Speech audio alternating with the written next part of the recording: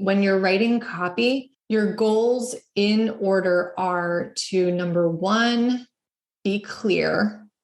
Number two, be compelling. And number three, make it on brand. Hey, my feel good friend, and welcome to the Feel Good Social podcast. I'm your host, Kinsey, and oh man, my friend, today's episode and guest, I am so excited to share with you because firstly, I love this woman. Her name is Cassie. She's a Feel Good Social clubber. She's a rad copywriter, and she is so much fun to talk to. But also, we are talking all about copywriting, and we're getting super word nerdy, and we are specifically talking about how to write copy for your pre-launch periods in your business. So this is any of those periods when you are about to host a big sale or launch a new offer or launch a specific like big ticket offer for your business. And so we're talking about specifically how to write copy that preps your audience to want to buy this big ticket offer so that when it comes time to sell to your audience, they don't feel like you're just saying, hey, buy for me. They are already willing and wanting to buy whatever the heck it is that you're selling, right? So, oh man, it's going to be such a good episode with lots of actionable tips. Cassie is an awesome, awesome person with so much knowledge. I can't wait to share this interview with you. And if you do enjoy it, make sure that you share it with a biz buddy who could also use to listen to it, right? Just send them a link to the episode, tell them what you loved about the episode. But also, if you want to, screenshot it and share it to your Instagram stories and make sure that you tag both of us. I'm at Feel Good Social. Cassie is at Metal and Tonic Co. I have linked to that down below if you need to know how to spell it. But if you do tag both of us in your Instagram stories, we will be sure to reshare it and give you a follow and spread the love right back to you because we love to connect with you over there, my friend. Okay, without further ado, let's go ahead and dive into this awesome conversation with this wonderful, wonderful woman.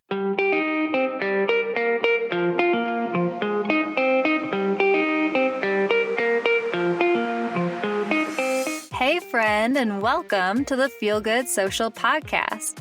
I'm your host, Kinsey, and I'm here to help you market your business in a genuine way that works without wasting your precious time. On this show, we chat about social media strategy and mindset tips with a focus on, you guessed it, feeling good.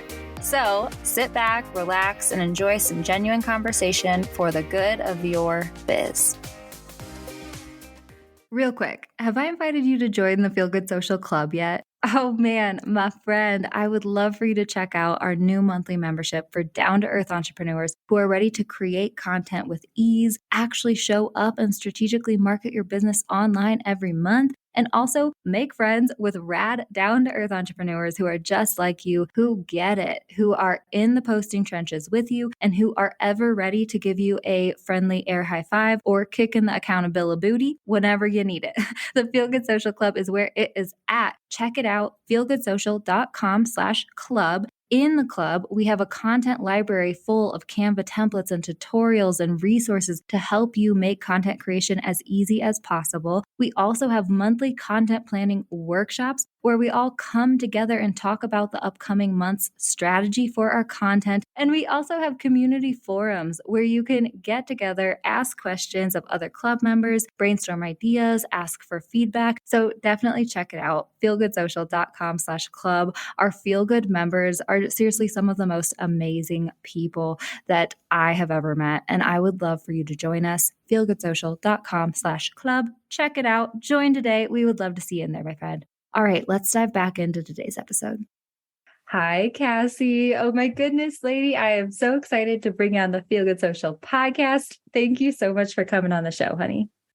Thank you for having me. I'm really happy to be here and chat. Yes. Oh my gosh. It's going to be so good, guys. We are two word nerds, and I feel like we're going to get a little nerdy in this episode.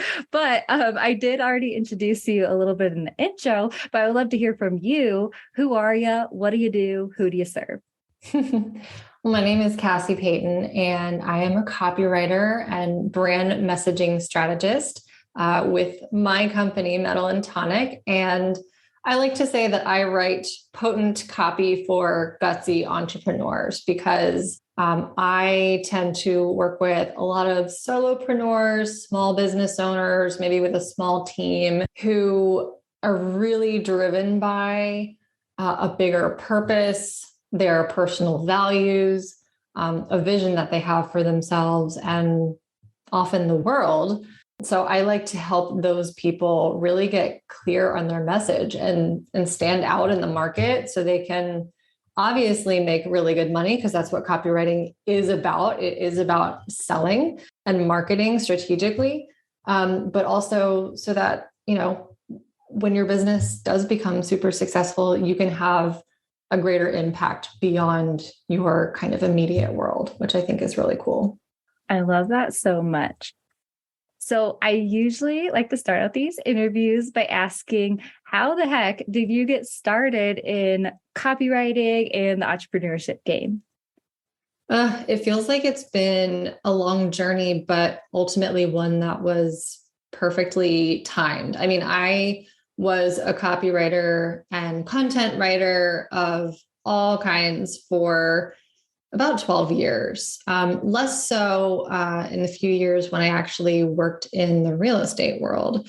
That was kind of a pivot I made in my late 20s when I was tired of being like the underpaid freelancer, writing the kind of content that I just really didn't love.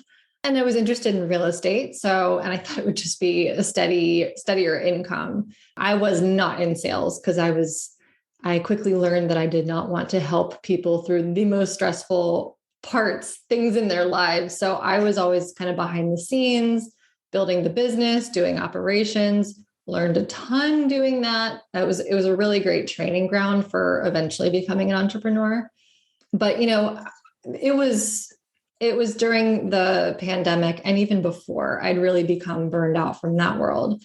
And so I came to a point where I was so unhappy in my situation, but I had this itch that I'd always sort of felt throughout the years. And I understood, or I came to understand over time, that copywriters actually can make amazing money because they can help other businesses make amazing money. And that's a valuable service. So it was kind of this breaking point in my last job, and also a realization that, I've saved a lot of money. I don't have kids. I'm settled in my life situation. I've got to go for it right now. It really was just like a sudden, immediate need of, I need to do this. And I knew that there were other people out there like me who were disillusioned with hustle culture and everything that comes with that, right? Where I feel like on Instagram, we are talking about that kind of thing a lot, but it was so real and urgent for me. I knew there were other people who felt the same. And it's like, well, that's who I want to work with. So I knew from day one of starting my business that who my target audience was. It kind of has evolved since then, but that has always remained the constant. And lucky for me, I've attracted those people. Like every single one of my clients has just been incredible and driven by that, whatever their bigger purpose might be. And it's been a really awesome journey. Oh my God. I love that so much. Firstly, like, that's amazing that you're just like, yep, I'm going to do this. And you dive right in and you know exactly who you want to work with and all that different stuff. Like I for sure feel that so hard. Like that was a pivotal point for me with Feel Good Social, but it took me, a good 8 months to realize that probably.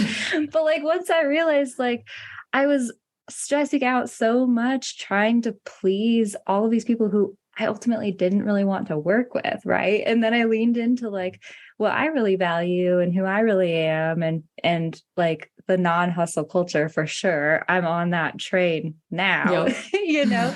but like, yeah, once I leaned into that, then I started attracting all these people who like align with me and like things aligned more. And like, I stopped stressing out so much. And also guys, so Cass is a member of the Feel Good Social Club, and she was in our recent Clubber feature episode where you shared some really awesome tips for boundaries. And, Yep. and that's true too, right? Is like, people are so afraid to set boundaries when they're just starting out in their business. But, if you set boundaries, you're going to attract clients who are going to respect boundaries, right? Oh, yeah. Yeah. I mean, I've gotten responses to my autoresponder like, oh my God, I love this. Like, I want to do that. It's like, well, you can and you should. Yeah, I'm for not in the sure. business of saving lives. Like, there's no need to respond immediately and monitor my inbox all the time. Not that I don't occasionally, but Not that you don't occasionally hop in there and check it, but whatever. No, I know. And I love that about you. And I think that that's why we vibe so well. And that's why, you do get the clients that you do. When you were starting out, did you go through a phase where it was like a little nerve wracking? You knew who your ideal clients were, but was it like kind of scary to try to find those clients at first? Or did you find it was just like really easy to start showing up and attracting those people? yeah, that's a great question because I think what gave me the confidence to take the leap into my business full time so early after starting it was that I happened to land a couple of clients really quickly and easily just by sending a handful of emails. And I was like, oh, this is great. This is going to be no problem. And then, of course, I hit a summer slump after that because I was doing all the things. I was showing up. I was meeting people mostly on Instagram or like online networking type Facebook groups and things like that. But it definitely was hard because a lot of the people I liked were and connected with were in a similar stage of business as I was and weren't necessarily able to make the type of strategic investment in their business as copywriting is, right? Because you have to have your offers and your audience pretty clearly defined to be able to capture your brand's spirit and messaging and unique value proposition, all of those things. It takes that foundational stuff. So I think I struggled with that at first because I'm like, I love all these people and everyone's in the DIY everything stage of their business. And now it took time.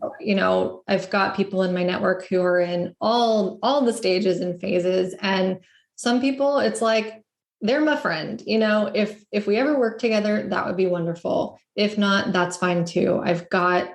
I've zeroed in on what I'm looking for when I'm looking to make intentional, connections with people who I think might be ready for somebody like me and understand the value of it too. Because I think I know a lot of people think that copywriting it's just writing. Anyone can do it. And that's not what it's about. So there's a certain level of awareness and education you ideally would like somebody to already have. But obviously it requires some education on my part as well.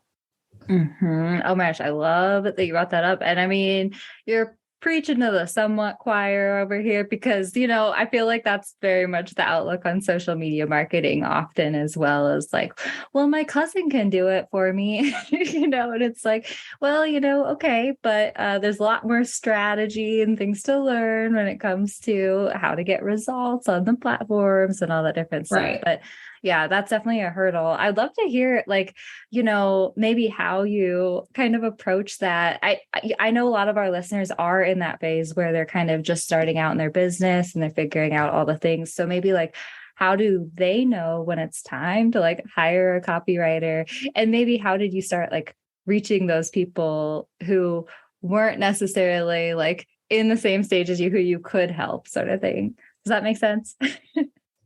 Yeah. So I think, if you have been in business long enough to have, I think, really made some strategic changes. You've tested things out. You have successfully sold your services or offers on a somewhat consistent basis, because you need to, first of all, you need to have revenue, and you need to have proof that what you have to offer the market is desirable. Mm-hmm. If you haven't tested it, if it's a brand new business, then you're going to need to either just try a bunch of things until something sticks, or if you have a lot of startup capital and you want to make all the right strategic investments early before you've even launched, then it will require a lot of upfront work and investment in market research, in competitor analysis, voice of customer research, like all of these things to help you deeply understand the market before you dive in. But a lot of people don't have those resources when they're just starting out, which means you need to experiment. So typically the people who are going to be ready for someone like me are a couple of years in is standard. I mean, some people are really on the fast track. It might not be quite that long, but in general, 2 to 5 or more years, somebody who's established and is really confident in what they have to offer and in the results they get for their clients, but their brand or their message and marketing is just feeling like it's harder than it should be. It doesn't feel right. Maybe it's not attracting all the right people. When they do find those right fit clients, it's like, oh my God, they're out there. But why can't I find more like that? It's often a messaging and positioning problem. So that's going to be kind of your indicator. Like, I know I've got the goods. I just need to find the people and stand out. So. Okay. I love that answer so much, because I think it is confusing. It's confusing for people. And also, I'm so glad that you said, just start splatting stuff on the wall and see what sticks. There's so much competing advice out there online for new entrepreneurs. And there's also not a lot of people give indication of okay, this advice is for when you get to this part. I think that a lot of people have all of this advice because they finally make these big epiphanies in their business and they realize, oh, I should have done this, or oh, you need to do this. You need to niche down, streamline your messaging, all that stuff. And yeah, you need to do that. But a lot of that clarity comes from showing up in a messy way in the very beginning, I think. You know what I mean? Oh, yeah. Yeah. I mean, try on different hats and see what you like, because sometimes you get into a niche that you think you're going to love and it turns out, whoops, I hate it, or whatever. And so, and that's okay. That's useful data that you can use to find what does fit. But yeah, I think I just caution people against looking to service providers, consultants, or coaches, any of those people, including myself. Nobody can solve the problem for you. You can get a lot of advice, and guidance that can be truly valuable, but ultimately you have to figure it out. So that's why, if someone does approach me and they are very new in their business and they've got, a brand new offer they've never sold before, but they want me to write launch or welcome sequence copy that's going to sell their $10,000 offer, I'm like, sorry, no, I can't do the heavy lifting for you. You have to test and validate your shit first. I'm sorry. Can I curse here? Oh, yeah. Earmuffs for kids, guys. Yeah. we aren't total potty mouths on this podcast, but whatever. I always like people to be natural. You know what I mean? Yeah. But yes, you can totally drop F-bombs or S-bombs if you need to, guys. But yeah, so I love that so much. And I'm so glad we're on this topic, but I'd love to know, so once you kind of realize that in your business, how did you then kind of start reaching those people and like shifting away? Does that make sense? Like you said that you were kind of starting to reach that person and then you kind of realized they weren't necessarily your ideal customer. Do you have any tips for that? Or that's a great question. I think, first of all, just in my marketing, I stopped focusing quite so much on how-to content, teaching people to DIY it. I mean, I still do occasionally, like I'm happy to share. It's not that I want to now sort of gatekeep my information because I know not anyone can just see an Instagram post and great, now I can write my own copy. But it's more about, I don't want to, the person I'm trying to reach doesn't want to DIY their own copy. So they're not interested in the DIY content. What I will do is explain the strategy behind, a certain piece of the copywriting puzzle, but I don't give it all away because the right person isn't going to read all of that anyway. They just want to know, do I have the strategy and know how to deliver for them? So that was a helpful shift. Like, yes, you want to offer value, like give stuff away for free, all about it, but consider, does the person I'm trying to reach actually need that? Or do they just need help from an expert who can do it for them? Oh, I'm geeking out over here, guys. I'm like squirming in my seat, like nodding my head big time because it's so true. And I'm so glad that I asked that and that you gave that answer and that we're on this topic, because this is actually a conversation I've had with another Feel Good Social Clubber, actually, who I'm going to interview on the podcast. But, there's a difference. Like I share a lot of how-to content on Feel Good Social. A lot of my how-to content is actually on my Instagram stories that kind of goes away after 24 hours. And it gives people a reason to continue to follow me and like get that like hot tip of the day or whatever it is. Right. But I'm also trying to attract those do-it-yourselfers, right? And I'm also trying to give tips that are easy wins, but like if you want like the deep strategy stuff, then come join the Feel Good Social Club, or if you want like the Canva templates that make it easy, come join the Feel Good Social Club, that sort of stuff. But that's who I'm trying to attract, right? Whereas like if you are a service provider and you want to provide your service,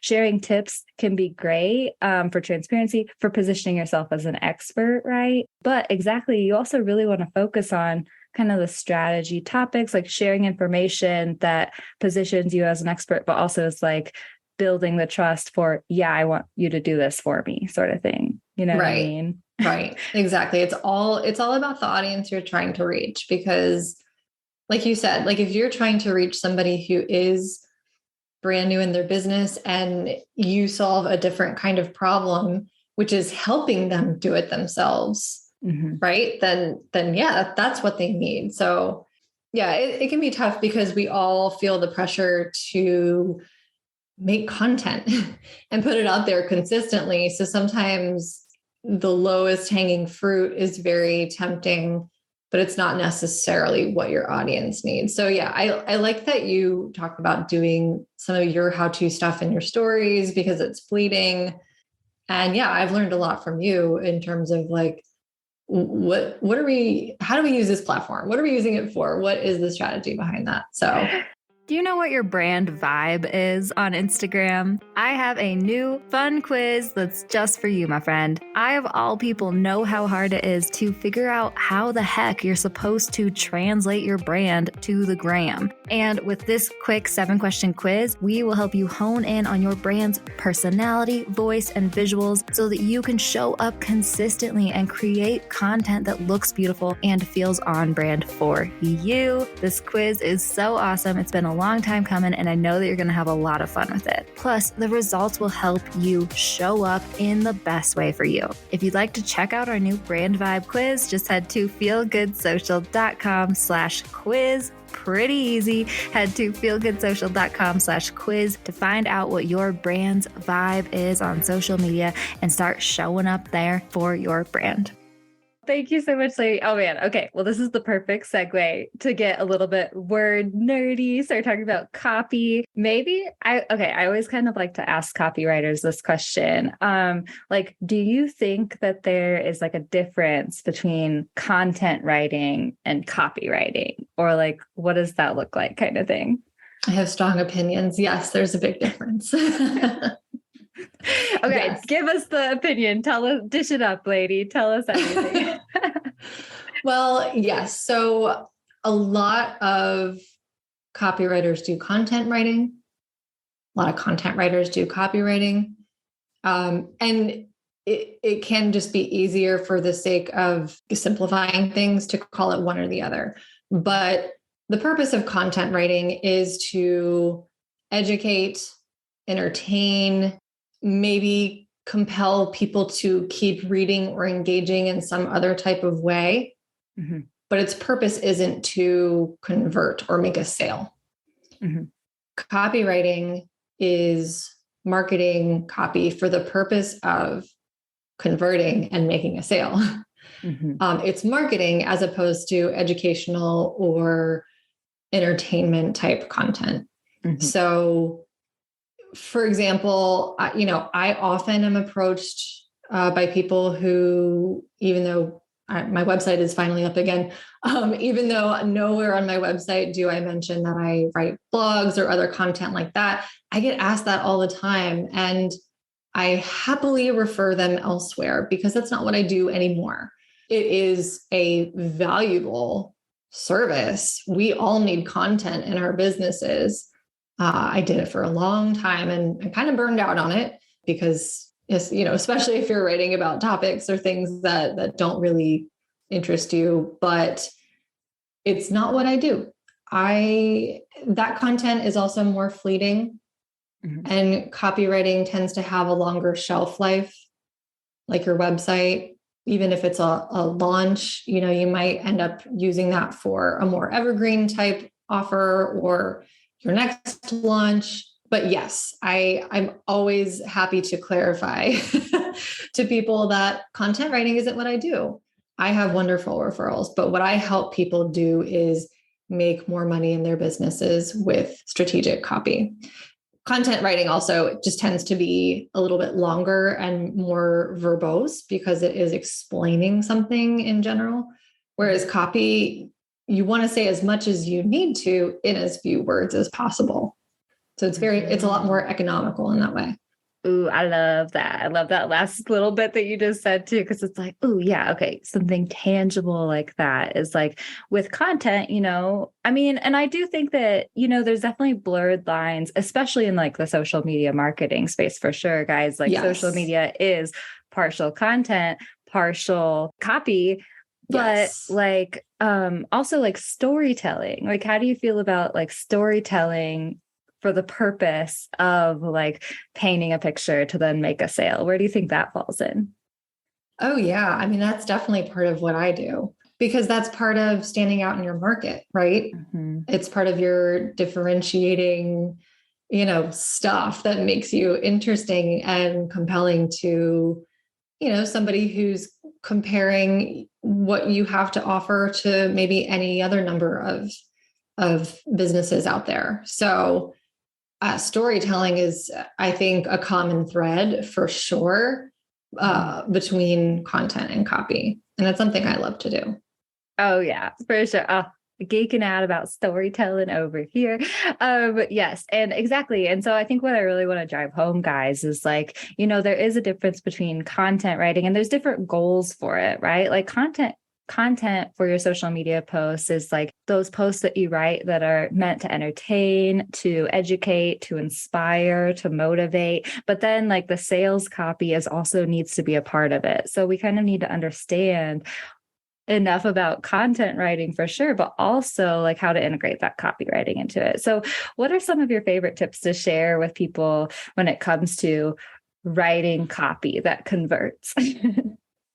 Great question. I think keeping the goal mm-hmm. at the forefront of your mind, what do people need to do ultimately for this to be successful? And what do they need to hear to stay engaged, interested, and eager to do that. So, for example, on a website, for example, or your sales page, like your headline is the most important piece of copy on the page, because if they're not reading that, they're not reading anything else. So I said this somewhere recently, when you're writing copy, your goals in order are to, number one, be clear. Number two, be compelling. And number three, make it on brand. Whatever your brand personality is, if you can inject that in there, even better. But first and foremost, it needs to be clear so people know what the hell they're looking at, because you never know what context they're coming from, how well they know you, or what your offer even is. And they have to feel compelled to read on. Every word matters. Yes. I love that so much. And I'm laughing over here, guys, because I signed up for one of Cassie's. You had this amazing free workshop where she kind of did an audit of our sales pages and stuff like that. And the heading was the worst part of my Feel Good Social Club sales page. I couldn't nail it down, but you guys really helped me nail it down. I think now it says let's create content. Let's create content for your biz on social media in a way that's fun, easy, fun, and actually converts. And before that, it was I don't even know what it was. It was a jumble of words and three different paragraphs after it and all that different stuff. But it's exactly true, and people like to be cutesy a lot of times with stuff, which I do too, you know what I mean? But still if you're too cutesy and it's not understandable for everyone, if it's an inside joke of some sort or something like that, any person, any stranger who lands on your website and tries to read that is going to be what? Or what the heck does she mean? And people don't pay attention to stuff that they don't think is for them or that doesn't make sense to them, that's confusing for them. They just scroll away because they don't have time for it. Right. Exactly. Yeah. I know there's so much clever copy out there that's it's fun. It's got personality, but it's where is that button taking me? Because it's just you see the most random things now on buttons. And I'm nope, I'm not committing to going wherever that's going to take me. So yeah, first and foremost, make sure people understand what's happening. Yes. Oh man, I love that so much. Okay. So you had mentioned when we scheduled the interview that you might like to chat just a little bit about, we might have to bring her back for another episode to chat about the full picture of this, guys, but about pre-launch copy and content, right? So whenever you're launching a new service or product, or you're launching an online course, or you're doing something like that, the pre-launch period is kind of, I love this because we were just talking about content writing versus copywriting, right? So the pre-launch period is kind of probably that middle ground, but where social media content writing really turns into the copywriting then, right? Can you explain this a little bit more? Yeah, absolutely. The same is true for the emails you're sending to your list, right? Because if you've ever launched before, or you've been on the email list of somebody who is launching, especially if they're doing a really good job of it, they're probably sending you a ton of emails, and often they are using storytelling elements like you talked about, and, really educating their reader on why their offer matters, why they need it. So yeah, pre-launch content. I'm not the copywriter to invent this by any means. A lot of copywriters, anyone who does launches will tell you that launches don't start the day doors open. But a lot of people, when launching, especially if they're new to it, or maybe they've just created an unnecessarily tight deadline for themselves, or they're just not committed to doing the full blown launch thing. They're just I just want to do a soft launch. What I often see is people posting constantly maybe about the offer, but they're kind of saying the same thing over and over again. And they got one part right, which is repetition. You need to talk about it as much as possible. Not everyone's going to see every single post, and that's true. But you also need to touch on a lot of different angles of your offer, not just, hey, here's my offer. Hey, here's my offer. By the way, this is who my offer is for. Hey, here's my offer. So pre-launch content is so important because what it does is it primes your audience for the offer you're about to make before doors even open. So if, for example, you're planning on like a 2-week launch of your latest membership or group program that starts on X date, then typically at least a couple weeks leading up to the doors opening, you want to be building up to that.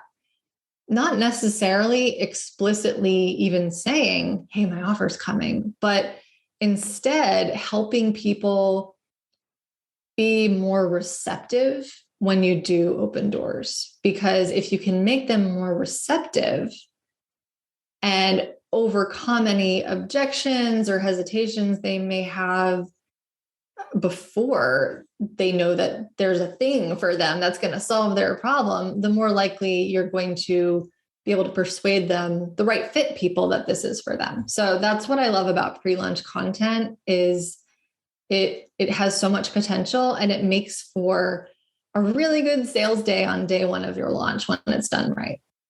Oh, I love that so much. So I'm curious, what are some of those topics do you think that we should start talking about early on as we're like prepping our audience for the launch and the buy from me phase?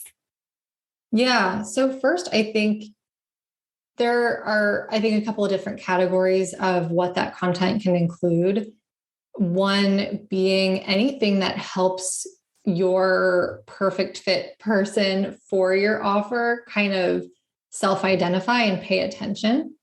So content like that could include describing their specific problem or a challenge in really vivid detail, maybe talking about how other things that maybe exist in the market don't solve X, Y, and Z.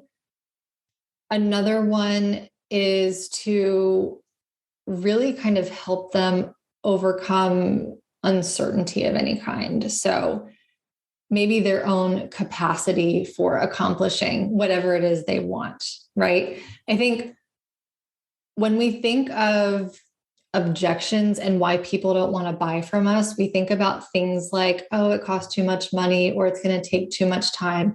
And those are the two most common objections when we're launching any kind of offer, especially if it costs a lot of money. But sometimes their biggest objections are actually their own capacity or ability to achieve X, Y, Z results.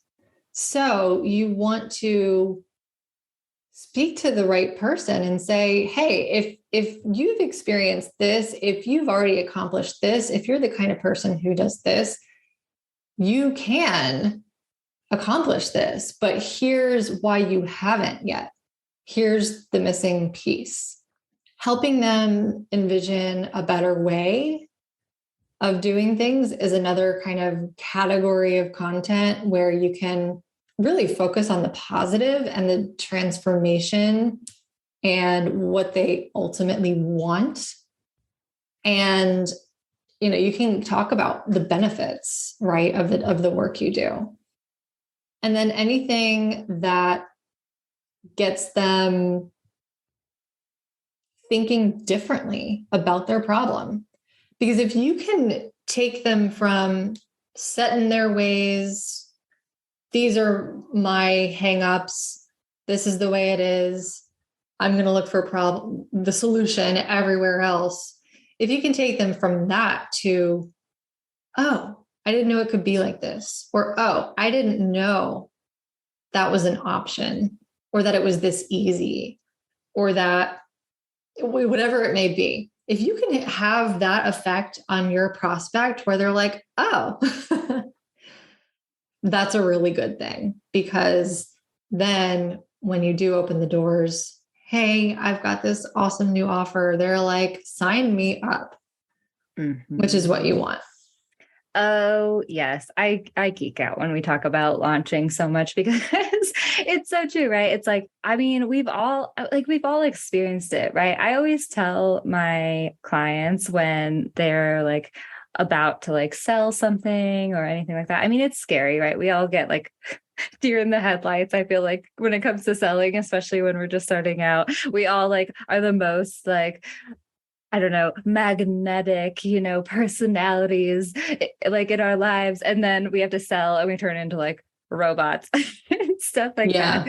But like, I always tell my clients, like, put yourself in the shoes of an ideal customer of yours who doesn't necessarily know you, but like they're perfect and you can help them and all that different stuff. And if you just show up all of a sudden being like, buy from me, like you'd kind of be like, who's this chick? You know what I mean? Like, Right. I don't know you. I don't trust you. Maybe I didn't even necessarily know I had a problem, or maybe I don't feel empowered to solve this problem for myself. I love that you brought that up, like empowering your ideal customers to say yes when the decision time comes, right? Like that can be a part of your pre-launch content and stuff like that. But like, yeah, it's, you really need to prep your ideal customers and start talking about these things like a good month in advance so that then when it comes time to sell, it's like, hell yeah, I'm ready. I need this. I trust you. I feel empowered to say yes. I know I can do this and we're going to make it happen. So it's like a hell yes versus a who's this check? No. Exactly. Yeah. If you can just kind of empathize with that right fit person who is also really skeptical, because that's something I talk about a lot. I like to say, like, respect the skeptic, because there's a lot of people out there doing what we do. There are a lot of choices. Everyone claims to be the best or whatever, right? And when you're exposed to enough of that, you become skeptical, especially if we're talking about a big investment. So instead of making like kind of a weak argument of like, yeah, but you're never going to be ready. And like, just trust me because your life is about to be awesome. Like that's not an argument. It's just pushing without educating. So if you can get in the head of that person who's going to ask all the kind of annoying questions and you answer all those questions, you'll not only convince the skeptic, but the person who was already interested in working with you is going to have that much more trust in you and excitement to go for it. So I think when you cater to the skeptic, you help everyone. Yeah. I mean, seriously, I think I first heard you ever really talk about that, right? Like, and I think that that's something that we need to hear, especially as new entrepreneurs who are just starting to show up and sell in our businesses, is all of those people who you're afraid of, right? The people who will question you, the people who might not believe you, all that stuff. Instead of like turning away in fear or like getting mad at them or like, throwing up the middle finger at them or something in your brain, not in real life, guys. Yeah. But like, like instead of doing that, turn toward them and face them and like speak to them and speak to their like questions and their pain points, like, and respect them exactly like you said, respect the skeptic. And it's exactly like when you bring something to light, it just, all that fear goes away, right? It's like, well, yeah, like I hear the questions that you're asking me and I'm going to answer them respectfully. Maybe this program is for you and maybe it's not. It's ultimately like your choice to make that decision. And it just feels better for both parties that way, I think. And it makes me feel better about showing up and selling. I loved when I heard you say that for the first time. Yeah. Yeah. It's so true. We're all humans here. So let's treat each other like them. Yeah.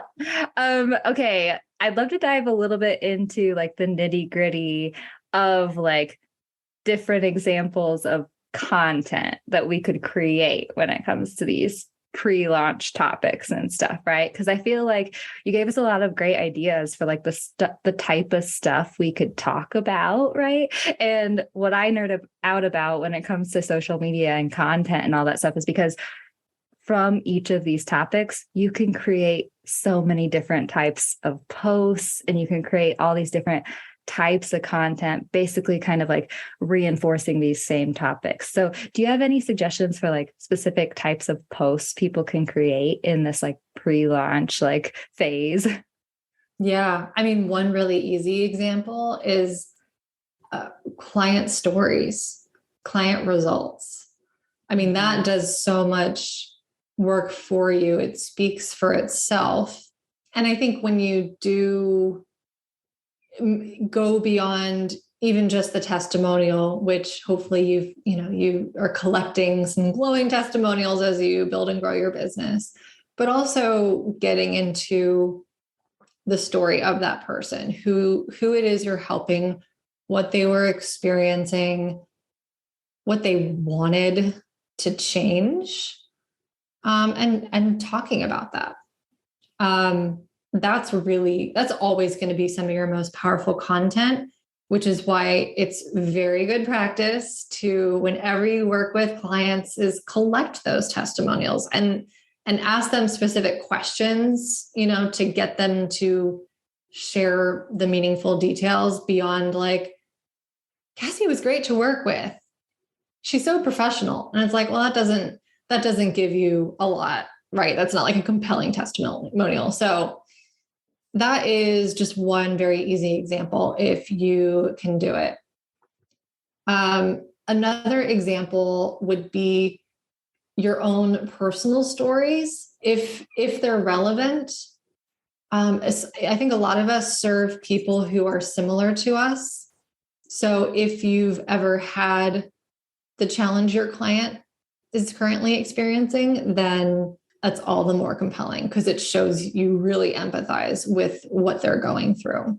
But even if, maybe your audience is different from you, you don't have the exact same experience to draw from, you have probably overcome other similar problems. And an alternative to that is you can share why you do what you do, why you do it the way you do. Because over time, as you've worked with people, what you've learned is blank. Mm-hmm. Another example is taking some kind of stand, especially if it's a little bit unexpected or maybe contrary to what everyone else in your space is saying. So if everyone else that you're competing with is they're all kind of pushing the same idea, or there's just a norm in your industry that doesn't sit right with you, talk about that, because that's your perspective and what your people want is your perspective. So that's going to stand out from the noise. We all get used to the same messages over and over and over. And we use that language sometimes because we trust that it's familiar to our audience. And that's true. You want them to understand what you're talking about. But at a certain point, if you're adding to the noise, it doesn't matter if it's understandable, their eyes are glazing over. So find the unique angle, approach, controversial opinion, whatever it may be, and share that. Oh my gosh. I know it's so, so powerful. That's like an experience I kind of had with Feel Good Social as well, right? Where like I was trying to when I was just starting out, was like trying to show up like all the other social media experts online and give all the tips that they were giving and stuff like that. Cause I thought that's what you needed to do. But then it was like not aligning with me. And I was like calling my mom every day, like complaining about like social media and like how like we're supposed, like people are saying this and people are saying that. I'm like, but that doesn't feel like doable and it doesn't feel like right and good and stuff. And then I made that shift and I like talk about how social media is annoying. I talk about how it's not the number one priority in your business. So let's create a plan of attack that's going to be sustainable for you, right? And then that was like such a pivotal point in my business because exactly like if anything in your business is like making you cringe or frustrate in your industry, right? Is like making you cringe or frustrated. If you like follow any others in your industry, this is one of my favorite things to do, right? Is like follow some people in my industry, scroll through their posts and like any of the posts where I'm like, like making the like poof noise, like with my mouth or like rolling my eyes. I'm like, okay, I'm going to create a post about why I think this is wrong. Right. So what are one of those things for you? Oh God, that was the perfect example, Kinsey. Thank you for that, because that is what really stands out about you in your marketing, other than the fact that like, you're just a lot of fun and so genuinely joyful, like it radiates. I agree. So that's a perfect example. Oh, thanks, lady. Tell me one of yours. Tell me one of yours. Oh my God. Now I feel on the spot, because that's actually, no. I know that's a tough one to answer. I mean, I know I feel so bad because like is so easy for me, right? Because it's a part of my brand story, my journey, right? But it might not be as obvious for everyone else who's listening either and stuff, right? So if you can't think of one, lady, don't worry. Well, I would say, there's no, I think, major stand against the norm in the industry as a whole that I take, if that finished the sentence correctly. But, there is a lot of talk about, I think, like manipulative marketing tactics. And I'm here for that conversation, because we all know what that feels like when we are the recipient of, a sales page that makes us feel like crap, or a social media post that makes me feel like I should feel guilty for not signing up for your offer. So one of the many people who consider myself against those tactics, but I also do look critically at some of the criticism I see about some of the tactics too, that are proven, that I think on their own aren't necessarily evil, that it all depends on context. So I think I'm just looking for nuance in some of the conversation. Like one example, just to give an actual example, is like countdown timers. I know so many people are like, countdown timers are evil. And it's like, well, I don't agree. I mean, I think if they're fake countdown timers, this is a real thing, like countdown timers that just reset, like whenever you visit the page. Okay, that's BS. Yes, like no good. Don't subscribe to that. But by themselves, I don't think they're evil. I think it depends on how you use it and whether your marketing and messaging is strong enough to carry itself on its own. Right? If you take away the countdown timer and the message is still persuasive, you're doing a good job.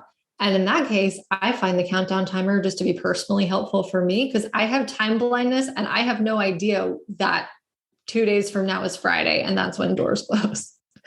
So anyway, that's just one small example of, yes, oh my God, here for this trend of thinking more ethically about these things, but let's not shoot ourselves in the feet as very ethical business owners by not deploying certain tactics that work. Yes. Oh, and you know what I loved about your example too, lady, is because it's like totally like the opposite, right? And so whatever we say, guys, like, like it's not just like, what do I hate that my industry is promoting? It's like maybe my industry is, or like not the entire industry, right? But like some people in my industry are like, we're against countdown timers. And you're like, I don't know if I agree with that, right? It can be like something that people are promoting or something that people are feeling negative about. And also too, my stance is always going to be like, to be like kind of mild in my opinions, right? Like, which is kind of funny. Like my opinion is to have mild opinions. And because I don't think anything is like this or that. And I don't necessarily trust people who like have very staunch, like firm opinions about like some of this stuff that's super nuanced, right? And so like your opinions can look like whatever they need to look like, whatever's genuine for you. But like when you kind of have one, share it, I think is the moral of the story. Yeah, totally. Yeah. And if your opinion changes because you learned new information, that's cool. Share that. It Yes. doesn't have to be this loud, obnoxious, damn the man, like kind of opinion. We're not all of us are like that. I feel very much the same as you, where I used to feel insecure about my tendency to have changing and shifting opinions. And it's like, well, no, I learned something new. I heard a new perspective. I think that's a good thing. Yeah. Oh my gosh. I'm laughing right now too, because I feel like in one of the past meetings in the Feel Good Social Club, or maybe I was chatting with someone about this in the club, but I think one of my tactics every June, it's become a tradition, is to look back at my June posts from a year ago and post the exact same. But I didn't do all of them this time, but yeah, I did repost quite a few June posts from 2021 that were reposted from 2020, which is pretty funny. But I was encouraging one of my clients to do that. I was like, go look back at your old posts. And I was like, if you still feel aligned with them, awesome. Like, post them again. Like, it's a year old. People will not remember that post, No. But if you don't align with them anymore, that's a great post as well. Started out, I was looking through some of my old posts the other day, looking for inspiration. And I saw this post I did from a year ago. And I don't know if I necessarily agree with it anymore. Here's why. That's enough. You can disagree with yourself, right? I love that so much. But I'm laughing also right now, lady, because we're at Brett's parents, and he came and looked through the door at me. He's outside working on the band right now. He's like, "Are you still chatting on the interview?" So I'm probably gonna have to bring this interview to a close. But I do love to ask my Feel Good Social Clubbers, which Cassie is a part of, and I'm so excited that you're in the Feel Good Social Club, lady, because you're my word nerd buddy, right? But I love to ask my Feel Good Social Clubbers, what is your favorite thing about being in the Feel Good Social Club? I have a couple favorite things, but one of them is the community. I've just met some really wonderful people there, which I knew I would, but I guess it was unexpected just how much people do engage with each other and share ideas and follow each other and all those things. And also, something I've noticed just in the past few months since I've joined is you're always adding something new. I mean, in addition to the monthly content that you add to our community, bringing people on for the podcast and doing group podcasts and group collaboration posts and things like that.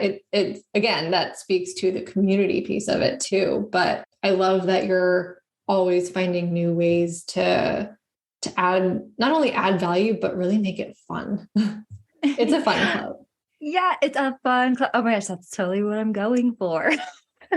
Yeah. I absolutely love that. And you know what's so funny too? I love when my clubbers are like, the community is so wonderful, because that's really the backbone of the club, right? And I feel like most people join for the content planning workshops, join for the Canva templates, all that different stuff. But I really just want to bring all these rad people together. And I see you guys becoming friends and commenting on each other's posts and following each other on Instagram and talking in the content planning workshops every month and all that stuff. And it's it just makes me so happy. So I'm glad that the community is one of your favorite parts. And exactly, the podcast is so awesome. I loved that we did that mini-sode with boundary setting. Cassie's going to be featured in a few more upcoming club feature episodes that are coming out. I'm doing one a month, guys. But I thought it was so funny, especially for the boundaries one. We had 5 clubbers submit their best tips for setting boundaries in business,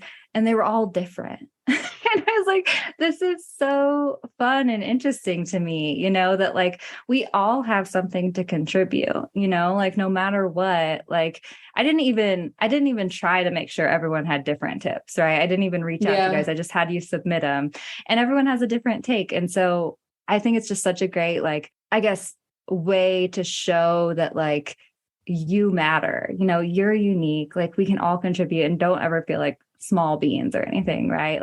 I don't know. That's kind of a side topic, I guess, but no, it's so true. And I love that you do that, because I mean, that's what it's all about especially when we're these online business owners, and a lot of us are solo in our businesses and we work from home and we might be home buddies. I know I am, but you have this little bubble and it's a lonely one, but it doesn't feel lonely because I happened across your community and a couple of others that really combined just make me feel, all right, I got people I can go to when I have a problem or a question. And I have people I can share little victories with, which is really cool. Yeah. Oh, well, Cass, thank you so much for coming on the podcast, lady. I have loved our chat. I will definitely want to be bringing you back for a future interview to talk about other copywriting things because I can always geek out about this topic and I love talking to you about it. But can you share with everyone where they can find you, connect with you, learn more about you? Because I know people will definitely want to do that.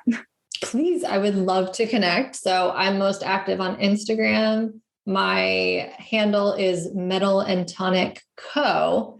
And metal is spelled Mettle. And my website is metalandtonic.com. Yes, thank you. And we will link those in the show notes. Is there anything else that you wanted to share to send people off when it comes to copywriting or showing up in business or anything like that as a final send off? I think that if you lead with your values in all the big decisions and all the marketing you do, you're going to be way better off than 95% of the business owners out there. And you're going to reach your people. So start there. Such a great send off. I love that so much. Well, thank you so much for coming on the show, honey. It's been so great to chat. Thank you so much, Kinsey. This has been really fun. How great is Cassie, you guys? Oh man, this was just such a fun conversation. It was one of those conversations where I was kind of like, oh, I know that we are hitting on kind of like the hour mark, but I just want to keep talking to her. I just want to keep going. So I hope that you liked it as much as I did. Don't forget, if you did enjoy this conversation and episode, take a screenshot and share it to your Instagram stories. Make sure that you tag both of us. I'm at Feel Good Social and Cassie is at Metal and Tonic Co. on Instagram. If you tag us, then we will be able to see it and reshare it and spread the love right back to you, my friend. Thank you so much for tuning in. I so appreciate you. And I hope you have a great rest of your week. I'll catch you next time I catch you.